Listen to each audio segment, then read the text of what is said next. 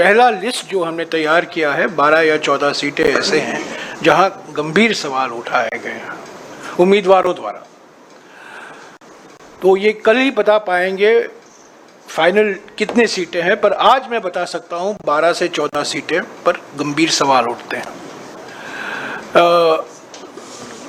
The reason why we are not accepting it is because not only is it surprising, not only is it unexpected, but there are serious issues that have been raised on the integrity of the counting process, of the functioning of the EVMs in at least 4 districts, as my colleague has already identified, in which about 12 to 14 constituencies are involved. It could be more. We will have the final list tomorrow. We'll share it with you. We will be going to the Election Commission. Election Commission is our first stop. We have to go to the Election Commission.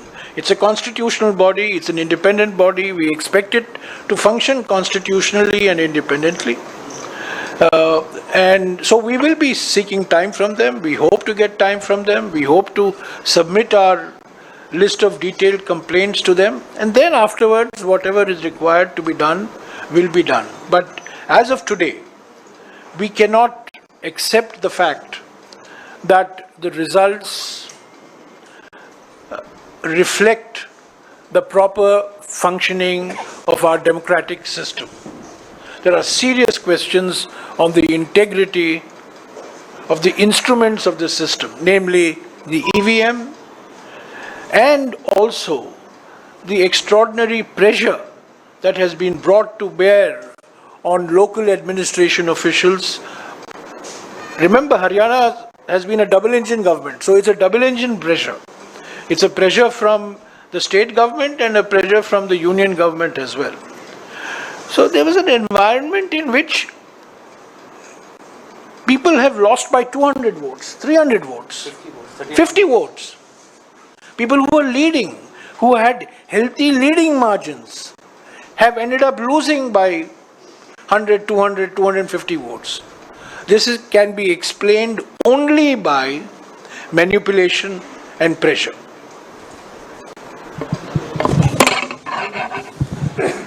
Sir, अब तक आपके पास जो तथ्य सामने आए हैं, क्या इस नतीजे पर आप पहुंचे हैं कि कोई सुनियोजित ढंग से कोई ईवीएम में गड़बड़ी की गई है? क्या आप ऐसा कोई नतीजे पे पहुंचे हैं कि कोई सुनियोजित ढंग से हुआ ऐसा कुछ, या अभी उसमें देखना बाकी है कि ईवीएम में गड़बड़ी कोई बड़े पैमाने पर की गई है?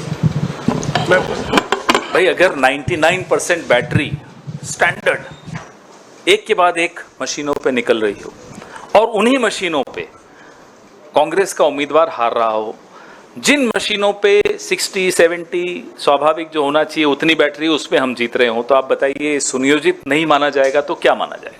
ये नतीजे सवाल खड़े करते हैं और इन सवालों को ढूंढना हम सबका राजधर्म है। हम सबको इस लोकतंत्र को बचाने के लिए इन सवालों का जवाब ढूंढना चाहिए, आपको भी और हमको भी। आप समझे, ये साजिश समझे। जहां 99% बैटरी है वहां बीजेपी की जीत होती है, और जहां 70% के नीचे बैटरी है वहां कांग्रेस की जीत होती है। ये संयंत्र नहीं है तो और क्या है?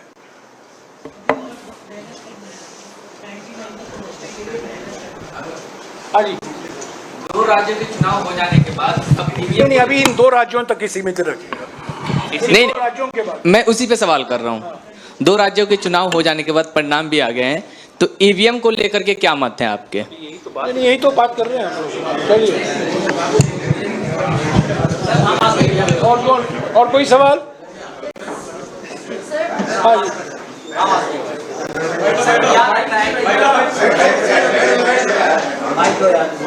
बोल दो, आवाज आ रही है। सर, क्या लगता है कि 2-2.5 दिन का जो मतलब इन्वेस्टिगेशन होगा उससे कुछ निकल के सामने आएगा? हमारा जो काम है और जो कर्तव्य है, चुनाव आयोग के दरवाजे पे दस्तक देना और तेज दस्तक देना ताकि आवाज आप सब तक पहुंचे, और उसके बाद जिम्मेदारी चुनाव आयोग की है इस लोकतंत्र को जीवित रखने की। आपने सुना होगा, कर्मण्येवाधिकारस्ते मा फलेषु कदाचन। हम अपना कर्म निभा रहे हैं, अपना धर्म निभा रहे हैं।